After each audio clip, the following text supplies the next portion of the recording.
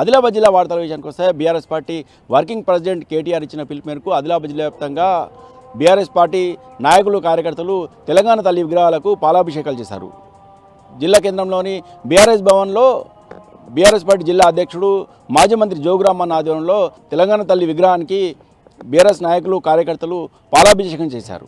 ఈ సందర్భంగా జోగురామన్న మాట్లాడుతూ తెలంగాణ తల్లి విగ్రహంలో మార్పులు చేయడం పట్ల అభ్యంతరం వ్యక్తం చేశారు.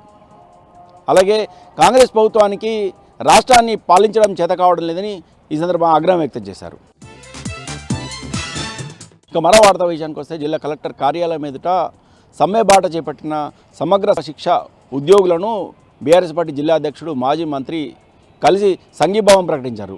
ఈ సందర్భంగా జోగురామన్న మాట్లాడుతూ సమగ్ర శిక్ష ఉద్యోగులను రెగ్యులర్ చేయాలని, అలాగే వాళ్ళకు పే స్కేల్ వెంటనే అమలు చేయాలని డిమాండ్ చేశారు. సమగ్ర శిక్ష ఉద్యోగుల సమస్యలు అసెంబ్లీలో ప్రస్తావించేలాగా బీఆర్ఎస్ పార్టీ ఎమ్మెల్యేల దృష్టికి తీసుకెళ్తారని ఈ సందర్భంగా పేర్కొన్నారు. ఇక నిర్మల్ జిల్లా వార్తల విషయానికి వస్తే సోను మండలం కడతాల్ గ్రామస్తులు సర్వీస్ రోడ్డు కోసం ఆందోళన చేపట్టారు. 44వ జాతీయ రహదారి పక్కనే ఉన్న సర్వీస్ రోడ్ను ఫ్లైఓవర్ బ్రిడ్జి నిర్మించిన సందర్భంగా ఆ సర్వీస్ రోడ్డును ఫ్లైఓవర్లో కలపడం జరిగిందని, దీంతో తమ గ్రామస్తులకు రాకపోకలకు ఇబ్బంది కలుగుతుందని గ్రామస్తులు ఆందోళన వ్యక్తం చేశారు.